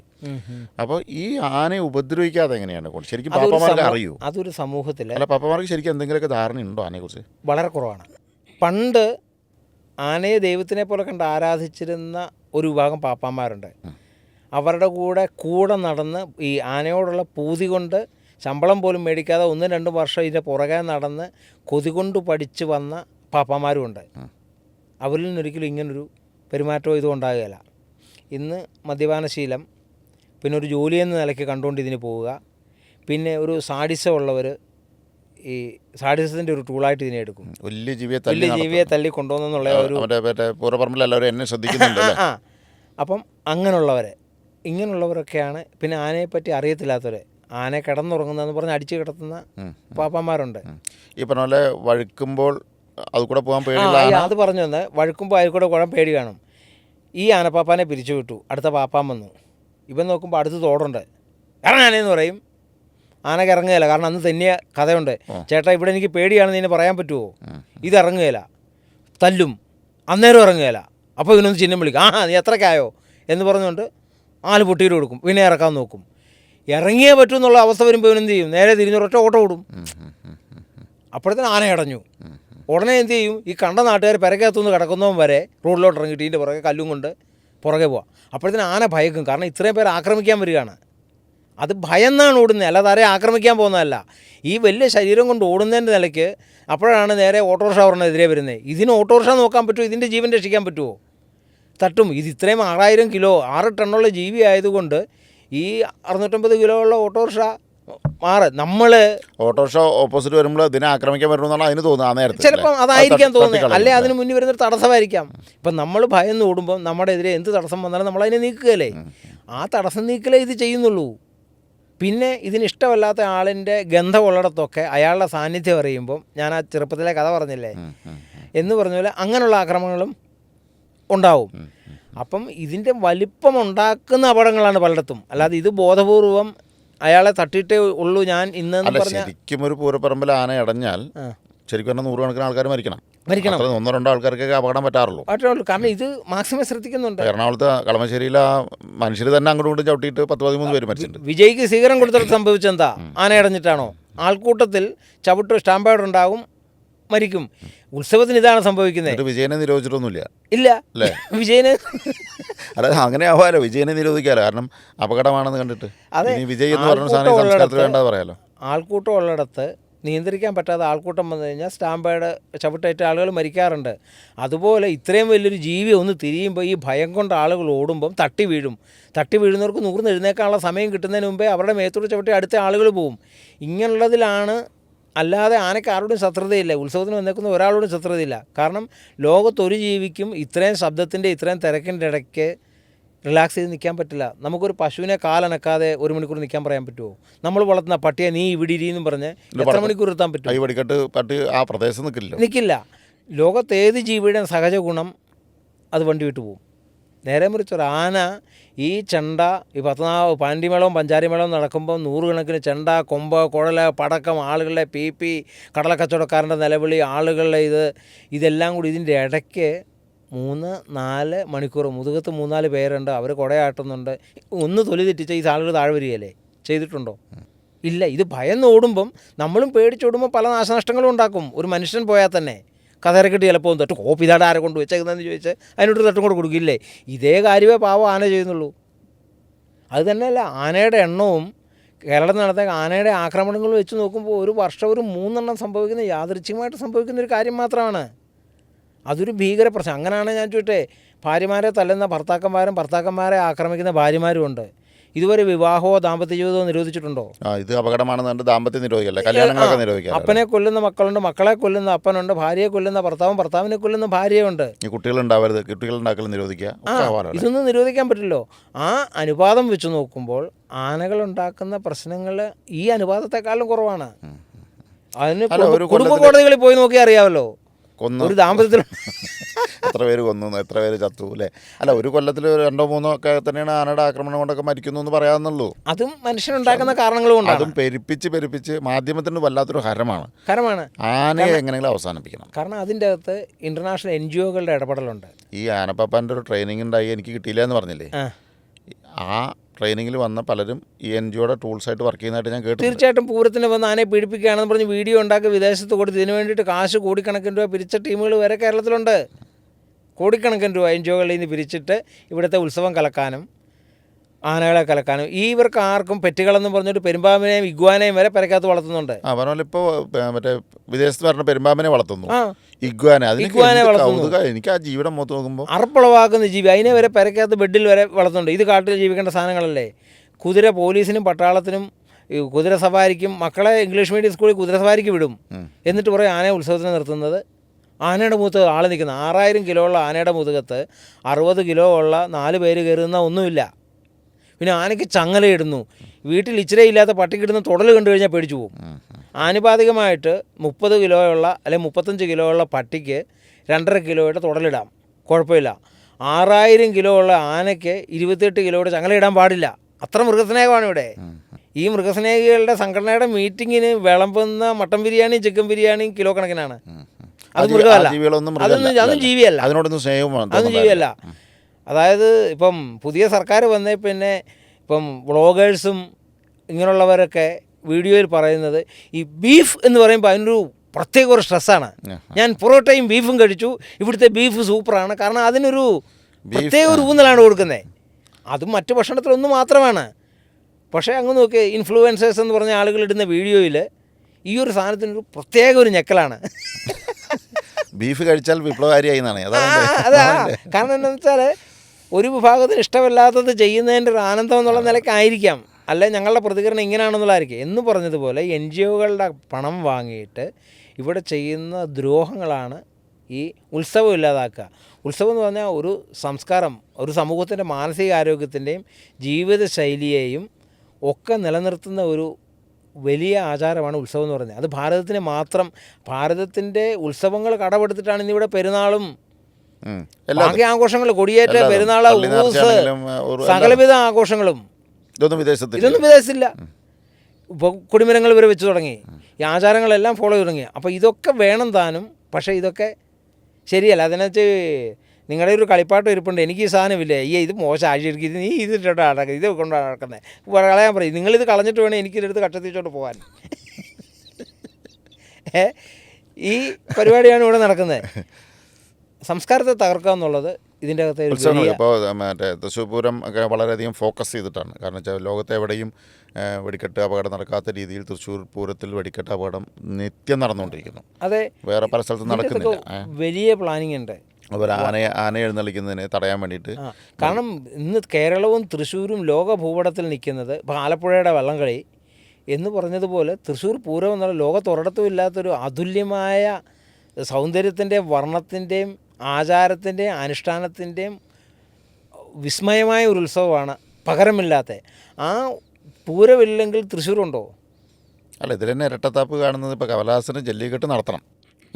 അത് മുമ്പേക്ക് മൃഗസ്നേഹമില്ല അവിടെ. എന്നുവെച്ചാൽ അവിടെ വോട്ട് പോകും ജല്ലിക്കെട്ടിനെ എതിർത്ത്. അപ്പോൾ അവിടെ അത് നടത്തണമെന്ന് ആവശ്യപ്പെടുക. മറ്റു ചില സ്ഥലത്തെത്തുമ്പോൾ ഇത് വേണ്ടാന്ന് പറയുക. ഇങ്ങനത്തെ ഇരട്ടത്താപ്പുകളാണ് ഇവരെല്ലാം കൊണ്ട്. കാരണം അവിടെ സമൂഹ സംഘടിതരാണ്. അവിടെ കാർഷിക സംസ്കാരമുണ്ട്. കാർഷിക സംസ്കാരം ആചാരത്തിൽ നിന്നും അനുഷ്ഠാനത്തിൽ നിന്നും വന്നതാണ്. അവിടെ ഒരു വിത്ത് മാരിയമ്മനും അങ്കാള പരമേശ്വരിക്കും ഇതുപോലുള്ള ദേവതകൾക്ക് സമർപ്പിച്ചതിന് ശേഷം, അയ്യനാരെയും പൂജിച്ചതിന് ശേഷമാണ് മണ്ണിലോട്ടൊരു വിത്ത് ഇടുന്നത്. അവിടെ നിലക്കടല വിതയ്ക്കുമ്പം എനിക്കൊരു പ്രോപ്പർട്ടി ഉണ്ടായിരുന്നു. എന്നിട്ട് അതിൻ്റെ അടുത്തൊരു നിലക്കടല വിതയ്ക്കുമ്പോൾ എന്നോട് ഞാൻ ചോദിച്ചു എത്ര കടല വിത്ത് വാങ്ങണമെന്ന് ചോദിച്ചപ്പം ഇത്ര കിലോ വാങ്ങണമെന്ന് പറഞ്ഞു. ഞാൻ പറഞ്ഞ ഇത്ര ഏക്കറിന് അത്രയും വേണ്ടി വരിക, ഇത്ര ഏക്കറിന് അത്രയും വേണ്ടി നമ്മൾ 20% കൂടുതൽ വിതയ്ക്കണമെന്ന് പറഞ്ഞു. അപ്പോൾ ഞാൻ ചോദിച്ചു അതെന്തിനാണ്? അത് കടല വിതച്ച് 3-4 ദിവസമാകുമ്പോൾ മുള വരും. അതായത് ഈ പരിപ്പ് പൊട്ടി കൂമ്പ് വെള്ളിലോട്ട് വരും. മുള വരുമ്പം മയിലിത് തിന്നാൻ വരും. അപ്പോൾ ഒരു ദിവസം എല്ലാ മയിലുകൾ വന്ന് തിന്നാലും 20% തിന്നുള്ളൂ. പിറ്റേ ദിവസം തിന്നുകയില്ല. അടുത്ത ദിവസം 2 ഇലയും കൂടെ വന്നു കഴിയുമ്പം പിന്നെ ഇത് മയിലിന് വേണ്ട. അപ്പോൾ ഈ മയിലിന് തിന്നാൻ വേണ്ടിയിട്ടാണ് ഈ 20% എക്സ്ട്രാ വിതയ്ക്കുന്നത്. ആ സംസ്കാരം ഒന്ന് ആലോചിച്ച് നോക്കണം. ഇവിടെ മയിലിനെ വെടിവെക്കാൻ ലൈസൻസിന് പോകും. അല്ല, അതാണ് തുടച്ചു നീക്കാൻ വേണ്ടിയിട്ട് ഉദയശാലിനൊക്കെ. കാരണം എന്ന് വെച്ചാൽ ഈ സംസ്കാരം ഉള്ളിടത്തോളം കാലം ഇവരെ മനവോ മതവോ സംസ്കാരമോ മാറ്റാൻ ഒരു കർഷകൻ തയ്യാറല്ല. ഇതുവരെ ഒരു നല്ല കർഷകനെ അവിടെ മാറ്റാൻ പറ്റിയിട്ടുമില്ല. വർഗീയതയായിട്ട് എടുക്കല്ലേ, ആ ഒരു വസ്തുത പറഞ്ഞാണ്. കാരണം തമിഴ്നാട്ടിൽ കൃഷിഭൂമി ഉണ്ടായിരുന്നു, കൃഷിയൊക്കെ നടത്തിയിട്ടുണ്ട്. അതുകൊണ്ട് കാരണം ഒരു കർഷകനെ മതം മാറ്റാൻ, അല്ലെ അവരുടെ മനം മാറ്റാൻ, അവരെ ആചാരത്തിൽ നിന്ന് മാറ്റാൻ ഇന്ന് വരെ സാധിച്ചിട്ടില്ല. കാരണം മാരിയമ്മന് പൂജ ചെയ്യാതെ അവർ വിത്തിടുകയല്ല. യഥാസമയത്ത് മഴ വരണം. അപ്പുറത്ത് മാരിയമ്മ ഇല്ല, അതുകൊണ്ട് ഞാൻ പൂർണ്ണ പോകാനും പറ്റില്ല. അതുപോലെ അയ്യനാർക്ക് അങ്ങനെ അവിടുത്തെ ഗ്രാമദേവതയ്ക്ക് സമർപ്പിക്കാതെ, അതാ വിത്ത് കൊണ്ടുള്ള ഘോഷയാത്രയൊക്കെ അതിമനോഹരമാണ്. മേളവും പാട്ടും ഒക്കെ ആയിട്ട് ഒന്നും വേണ്ട. കള പറിക്കാൻ വരുന്നവരെ പാട്ട് പാടിക്കൊണ്ടാണ് കള പറിക്കുന്നത്. ഞാൻ പിന്നെ അതിൻ്റെ വീഡിയോ കാണിച്ചിരുന്നു. നമ്മുടെ പറമ്പിലെ കള പറിക്കാൻ വന്നപ്പം ആ കള പറിച്ചുകൊണ്ടിരിക്കുമ്പം അതിലൊരാളിൽ ദേവത പ്രവേശിക്കും. അപ്പോൾ ഞാൻ ആദ്യം 2019 സ്ഥലം മേടിച്ച് ആദ്യത്തെ കൃഷിക്ക് വേണ്ടിയിട്ട് കള പറിക്കുകയാണ്. അപ്പോൾ എൻ്റെ സൂപ്പർവൈസർ, എൻ്റെ ഒരു ഫ്രണ്ട്, കൊറോണ കാലം ആയതുകൊണ്ട് പുള്ളി ഒന്ന് മാറി നിൽക്കാനായിട്ട് വന്നതാണ്. അദ്ദേഹം ഇവർ തുടങ്ങി. അപ്പോൾ ഈ 2 പേർക്ക് ദേവത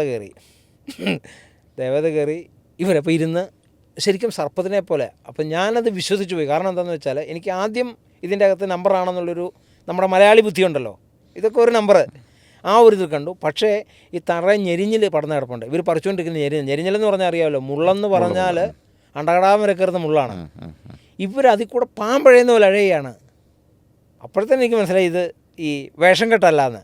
അത് കഴിഞ്ഞ് കുറച്ച് കഴിഞ്ഞ് ഇവർ നേരെ ഇരുന്ന് കഴിഞ്ഞപ്പോഴത്തേനും അതുവരെ കണ്ണമ്മാന്ന് വിളിച്ച് വർത്താനം പറഞ്ഞിരുന്ന് കൂടെ പണിയുന്നവരൊക്കെ അമ്മ ഭഗവതി എന്ന് പറഞ്ഞുകൊണ്ട് തൊഴുതുകൊണ്ട് നിൽക്കുമ്പോൾ ഇവർ അരുള് പറയുകയാണ്.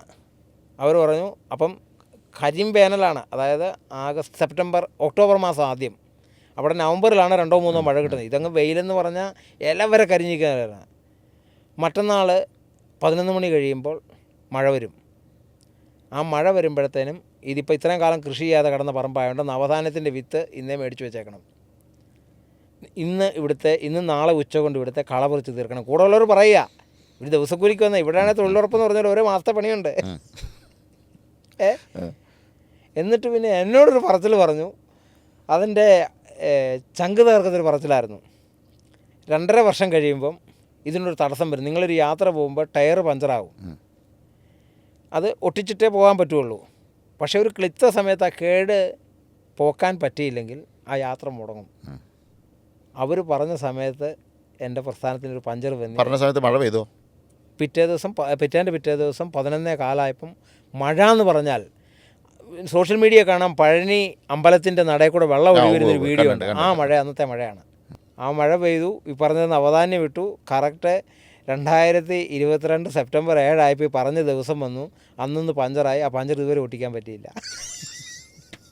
മൊത്തത്തിൽ അതൊന്നും ഒരു പഞ്ചർ കിട്ടിയില്ല. അപ്പം ദേവത മനുഷ്യന് പ്രവേശിക്കുമെന്നും ഇതൊന്നും അന്ധവിശ്വാസമല്ലെന്നും, പക്ഷേ അതിനുള്ള യോഗ്യത ഒരു കണ്ടക്ടർ ആയിരിക്കണം.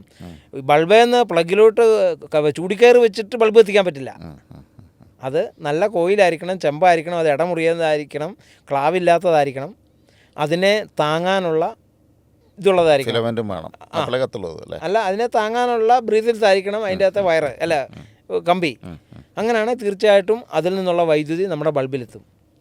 അപ്പോൾ നല്ല കണ്ടക്ടർ ആവുക എന്നുള്ളതാണ് ഒരു മനുഷ്യൻ, ഒരു സാധകന് ചെയ്യേണ്ട കാര്യം അതാണ്. കാരണം സുപ്രീം എനർജിയെ നമ്മളെന്ന കണ്ടക്ടറിൽ കൂടി വന്നിട്ട് മറ്റുള്ളവരിലേക്ക് പകരുക എന്നുള്ളതാണ് ഗുരുക്കന്മാർ ചെയ്യുന്നത്. ജ്ഞാനം സിദ്ധമാകുക എന്ന് പറഞ്ഞാൽ പഠിക്കുക എന്നല്ല പറയുന്നത്. ഇപ്പം വരുന്ന ഇൻഫർമേഷൻസാണ്, അറിവുകളാണ് ഇന്ന്. അറിവുകൾ നമുക്ക് ആർജിക്കാനും പറ്റും, ഇത് നഷ്ടപ്പെട്ടു പോവുകയും ചെയ്യും. അതേസമയം ജ്ഞാനം സിദ്ധമാകുന്നതാണ്. ആ ജ്ഞാനസിദ്ധിക്ക് വേണ്ടിയിട്ടാണ് നമ്മൾ സാധന ചെയ്യുന്നത്. ആ സാധനയിൽ കൂട്ട് കിട്ടുന്ന ജ്ഞാനം നമ്മളിലുണ്ടാവും, അത് നഷ്ടപ്പെടുകയില്ല. അതായത് ജ്ഞാനം ഉപ്പ് പോലെയും വിദ്യ ഉപ്പിലിട്ടതുപോലെയാണെന്നാണ്. അതായത് ഉപ്പെന്ന് പറഞ്ഞാൽ അതിന് ഉപ്പെന്നുള്ള രസമുണ്ട്. ഇതിനെ നമ്മൾ കഴുകി കളയാമെന്ന് വെച്ച് കഴിഞ്ഞാൽ ഈ സാധനത്തിന് ലയിപ്പിച്ചില്ലാതാക്കാം. പക്ഷേ ആ പകർന്ന വെള്ളത്തിൽ മൊത്തം അത് അലിഞ്ഞു. പക്ഷേ ഉപ്പിലിട്ട സാധനം 10 പ്രാവശ്യം വാഷ് ചെയ്ത് കഴിഞ്ഞാൽ അതിൻ്റെ ഉപ്പ് പോവുകയും ചെയ്യും. ഈ കഴുകിയ വെള്ളം ഒന്നിനോട്ട് കൊള്ളത്തുമില്ല. അപ്പം നമ്മൾ സാധനയിൽ കൂടി നമ്മുടെ ഭാരതീയമായ രീതിയിൽ ജ്ഞാനം സിദ്ധമാക്കുകയായിരുന്നു. ഇന്ന് വെറും അറിവുകൾ, വിവരങ്ങൾ ശേഖരിക്കുക. ഇപ്പോൾ പറഞ്ഞു കേൾക്കുമ്പോൾ കാടിനെ സംരക്ഷിക്കുന്നത് പോലും അവരവരുടെ ജ്ഞാനത്തിൽ നിന്ന്, അനുഭവത്തിൽ നിന്നാണ് അതിനെ സംരക്ഷിക്കുന്നത്. ഇപ്പോൾ ആനയുടെ കാര്യം പറഞ്ഞാൽ ആനയെ എങ്ങനെ സംരക്ഷിക്കുന്നത് അവർക്കറിയാം. ആന ഇറങ്ങി വരുന്നതിൻ്റെ കാരണം അറിയാം. അതിനെ അവരെ ബുദ്ധിമുട്ടിക്കാത്ത രീതിയിൽ അതിനെ നിയന്ത്രിക്കാൻ കഴിയുന്നുണ്ട്. പന്നികളെന്ന് പറഞ്ഞാൽ കൂട്ടമായിട്ടാണ് അവിടെ കൃഷിയിൽ പന്നി വരുന്നത്. ആ പന്നി വരുന്ന സമയത്ത് ഇവർ ചെയ്യുന്നത് എന്താണെന്നറിയോ? നാട്ടിലെവിടെ കുഞ്ഞു പട്ടിയുണ്ടെങ്കിലും ഇവർ പറയുന്ന വിലയ്ക്ക് മേടിക്കും. ഇതിനെ കൊണ്ട് പറമ്പിൻ്റെ 4 കോണി കിട്ടും. ഇരിക്കാമെന്ന് പറഞ്ഞുകൊണ്ട് ഇത് കിടന്ന് രാത്രി മുഴുവൻ വേളം വെക്കും. പന്നി ആ വഴി വരികയില്ല. ഇവിടെയാണെങ്കിൽ വെടിവെക്കാൻ ലൈസൻസിന് പോകും. അപ്പോൾ പറയും പോസ്റ്റ്മോർട്ടം വേണം, ഒരു പന്നിയെ വെടിവെക്കാമെന്ന് പറയും. ഇവർ 5 പന്നിയെ വെടിവെക്കും. ഏറ്റവും കൊള്ളുകയില്ലാത്ത ഒരെണ്ണത്തിൻ്റെ പോസ്റ്റ്മോർട്ടത്തിന് കൊടുത്ത് ബാക്കി 4 എണ്ണത്തിനെ 10-8 പേര് ഇന്നടുത്ത് 2 കിലോ കൊണ്ടുവരട്ടെ. സാധനം ഒറ്റ രാത്രി കൊണ്ട് പോകും. ഈ കൃഷിനാശം എന്ന് പറയുന്നത് ഇതിന് വേണ്ടിയിട്ട്, ഈ അധിനിവേശത്തിന് വേണ്ടിയിട്ടുള്ള നമ്പറാണ് ഇവിടെ ഉള്ളതല്ല. ഇവിടെ എല്ലാം മനുഷ്യന് വേണ്ടിയിട്ടാണ്.